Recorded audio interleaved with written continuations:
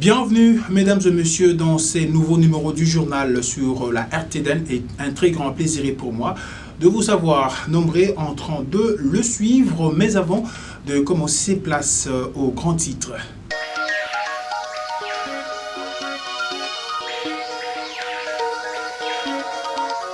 L'internoviciat pour le servante de Marie de Boma et le frère de Saint-Joseph, Monseigneur José-Claude Mbimbamba, a donné le cours de l'ecclésiologie ce vendredi 3 mai 2024. Fin de sommaire, encore une fois, mesdames et messieurs, bienvenue dans cette nouvelle session d'information. Comme vous l'avez suivi au sommaire, l'internoviciat pour le sœur servante de Marie de Boma et le frère de Saint-Joseph de Boma avait débuté le mercredi 1er mai et prendra fin le samedi 4 mai 2024. Pour ce vendredi 3 mai 2024, son Excellence Monseigneur l'évêque José-Claude Mbimbamba a donné les cours de l'ecclésiologie à ses novices. Par ailleurs, l'évêque de Boma a présenté ces derniers à l'opinion chrétienne. Nous avons 6 frères novices et 6 sœurs novices. Voilà, on a eu le cours, on est venu ici et nous terminons ce soir. Demain on fait l'axe et lundi nous terminons. Voilà, donc il s'agit de nos frères. Alors là, il y a le frère Léon, là il y a la sœur Julie, là c'est le frère Joseph, là c'est la sœur Gertrude, la sœur Chantal, le frère Michel, qui est derrière moi, le frère Josué, la sœur Marie-Jeanne, le frère Nathalie, la sœur Angèle, le frère Jean-Pierre et la sœur Anastasie. Et moi je suis le professeur de l'Ecclésiologie. C'est José-Claude, votre frère. Dieu appelle les jeunes dire le Seigneur. Alors on vous accepte toute la formation. On termine cette formation, on fait la confession et on va témoigner à l'Église comme frère, comme sœur. Merci beaucoup. Toujours au sein de l'Église universelle, mesdames et messieurs, dossier judiciaire contre le cardinal Fridolin Ambongo, le clergé de Kinshasa exprime sa solidarité envers le cardinal et qualifie cette initiative de honteuse. Ces récits d'Élysée Kembe nous en dit plus. Dans un communiqué du 30 avril, les membres du clergé dénoncent cette action qui illustre une dérive dictatoriale visant à annihiler la liberté d'expression. Le cardinal Ambongo, connu pour ses prises de position courageuses sur la situation sociopolitique du pays, est considéré comme un défenseur des droits des plus vulnérables et un espoir pour tout un peuple par les clergés de Kinshasa. Ces messages ne peuvent en aucun cas être considérés comme une violation délibérée des consciences, mais plutôt comme un appel à la solidarité et à la recherche d'une justice équitable pour tous, à en croire les clergés de Kinshasa. Face à cette situation, le clergé appelle tous les fidèles de Kinshasa à rester calmes et vigilants en attendant les directives.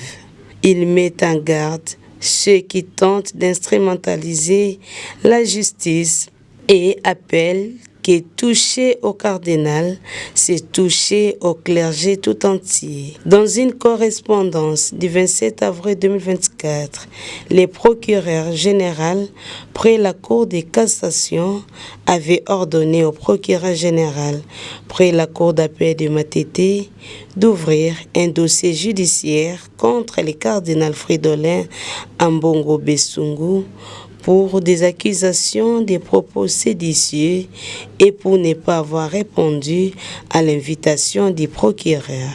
Dans un autre communiqué, le 30 avril, la conférence épiscopale nationale du Congo 5 appelait au calme et d'y suivre la situation avec attention.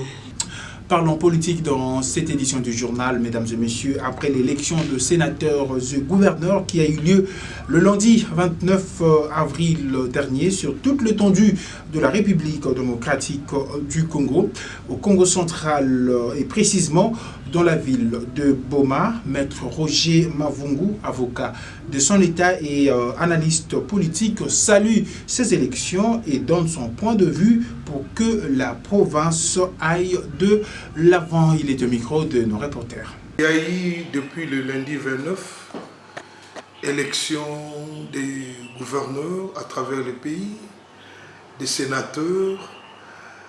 Alors la province du Congo central, à travers les députés provinciaux en termes de majorité qualifiée, ils ont pu voter les gouverneurs Bilolo. Comme tu l'as dit, c'est un jeune, et je pense à cet âge libre partout à travers le monde, c'est l'âge indiqué pour servir. Mais je suis seulement préoccupé par rapport à tout le bruit autour de ces élections, parce que ça dénote de la division au sein de la province, parce que cela aussi a commencé avant même ces élections. Mais je pense que les députés ont décidé et que provisoirement nous avons ces gouverneurs. Mais je souhaiterais que toutes les institutions de la province fassent leur travail. À l'Assemblée provinciale d'exercer effectivement le rôle de contrôle des entités, tout comme d'autres institutions provinciales, à l'occurrence l'exécutif provincial. Parce que je ne peux pas comprendre dans une province qui a des atouts, qui a des potentialités, et que nous soyons toujours en train de vivre des situations de crise et de paupérisation en termes économiques.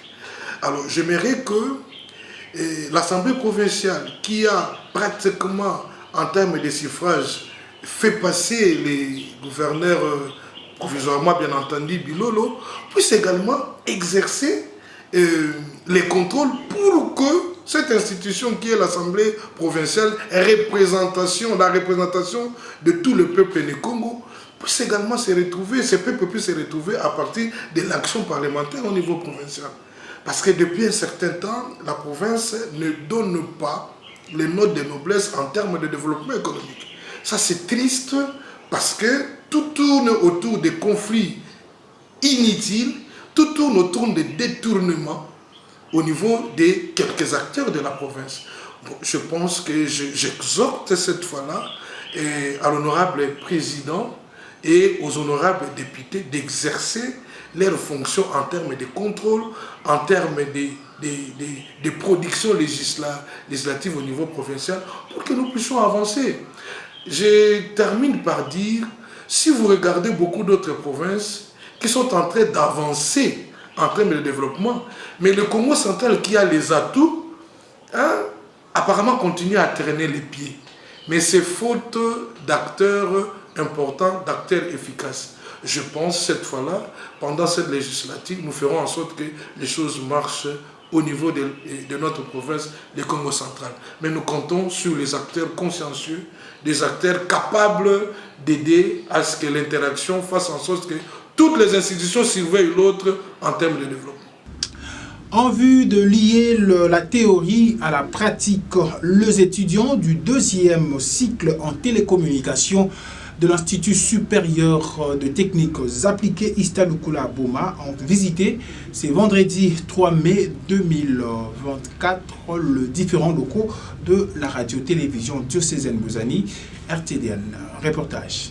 Accompagnés de leurs encadreurs, les étudiants en télécommunication de l'Institut supérieur de techniques appliquées Istalukula à Boma ont visité ce vendredi 3 mai 2024 le local de la radio-télévision diocésaine Guezani pour se rendre compte du fonctionnement technique de cette chaîne de l'Église catholique de Boma. Guidé par l'ingénieur Eddie Lemba, chargé technique de cette maison, ces derniers ont passé en revue le plateau télévision, la régie radio et télévision, la salle de production et autres services liés à la technique. L'étudiant Bernard Mangovo revient sur l'objet de leur visite à la RTDN. Nous avons suivi le cours de la TNT, télévision terrestre. Et nous venons ici à la RTDN pour la visite. Nous avons visité tous les services que dispose la RTDN. D'abord ici nous avons commencé au centre de production. Après nous nous préparons pour aller au centre de diffusion qui est à Bomadé, à Messier Labbé. Donc nous avons presque palpé du doigt tout ce que nous avons vu à la théorie au niveau de l'institut, au niveau du cours. C'est ce que nous venons relier, donc la théorie à la pratique. Et nous venons de voir presque tous les équipements que l'enseignant nous a parlé lors de son cours, lors de ses explications à la théorie. Et nous venons de voir aussi ça de l'autre côté. Et si on peut citer quelques services que nous avons visités, nous avons commencé par la salle de rédaction. Nous sommes allés au plateau. Après le plateau, nous avons visité la régie, la salle de montage, presque tous les services. Et nous avons vu tous les équipements qu'on utilise avec la télévision et la radio. Nous remercions nos autorités de l'ISTA et l'enseignant qui nous a enseigné, l'assistant Mbongo Toto Cyprien. Nous remercions aussi les autorités de la RTDN qui nous ont reçus et qui ont donné cette opportunité que nous visitions cette chaîne diocésaine. Éducation dans cette édition du journal, quelle attitude à observer par les élèves finalistes qui se préparent à l'épreuve de la dissertation prévue pour le lundi 6 mai prochain. Nos reporters ont tendu le micro à Martine Bouéa, chef la sous-prophète de l'EPST à Bomassé vendredi 3 mai et elle s'est exprimée en ces termes. De revoir les instructions qu'ils ont reçues et les quelques textes qu'ils ont eu à développer ou bien à disserter dans des classes. Et le style aussi qu'ils doivent corriger, un peu d'exigence sur la grammaire, puisqu'ils auront des questions auxquelles ils répondront. Donc c'est à eux de revoir leur matière.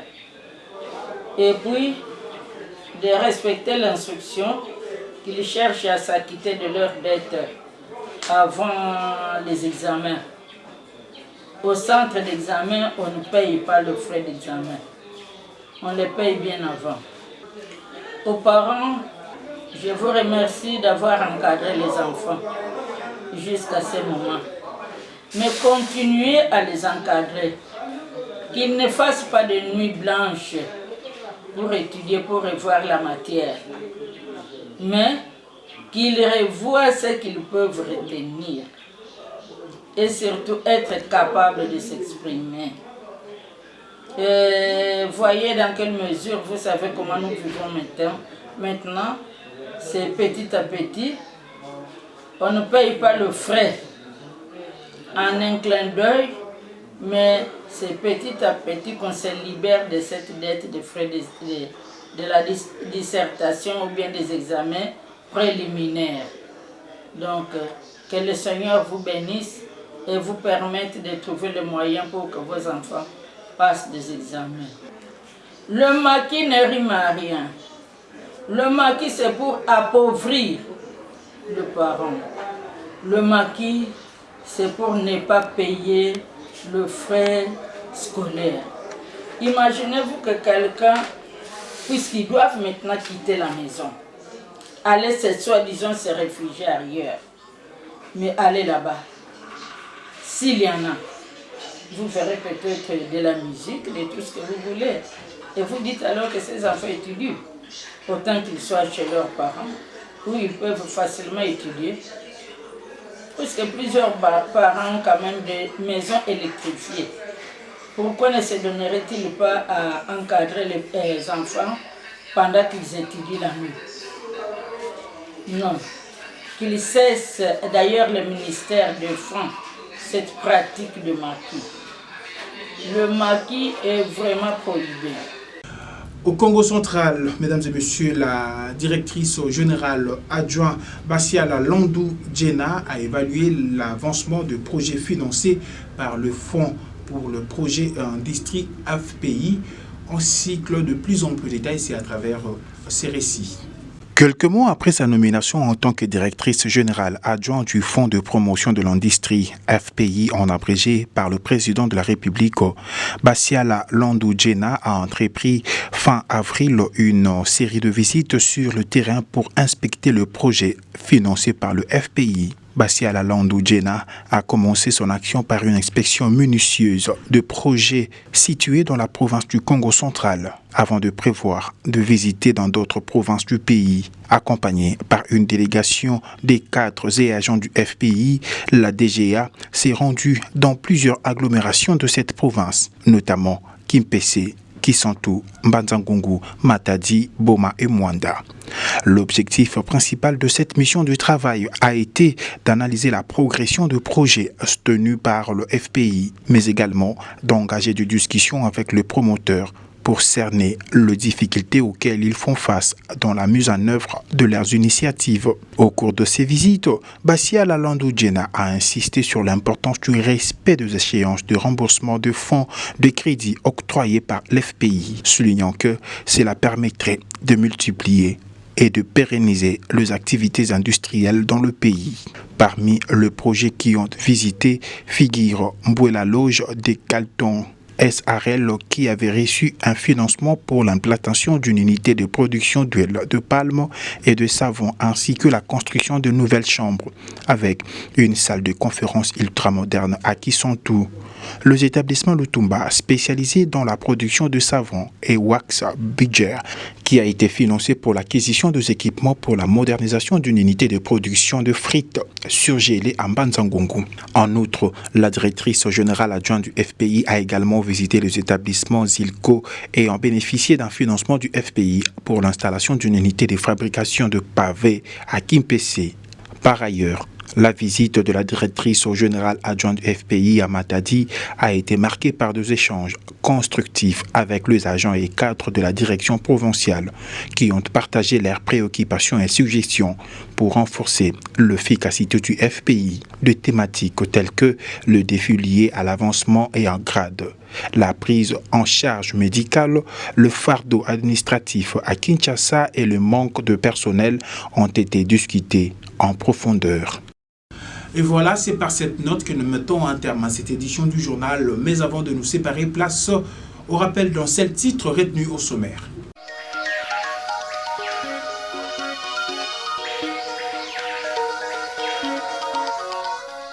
L'internoviciat pour le servante de Marie de Boma et le frère de Saint-Joseph, Monseigneur José-Claude Mbimbamba, a donné le cours de l'ecclésiologie ce vendredi 3 mai 2024. Fin de cette édition du journal du vendredi 3 mai 2024 sur la RTDN. Merci à vous, mesdames et messieurs, de l'avoir suivi et surtout bonne suite des programmes sur nos antennes. D'ici là, portez-vous bien et ne zappez pas.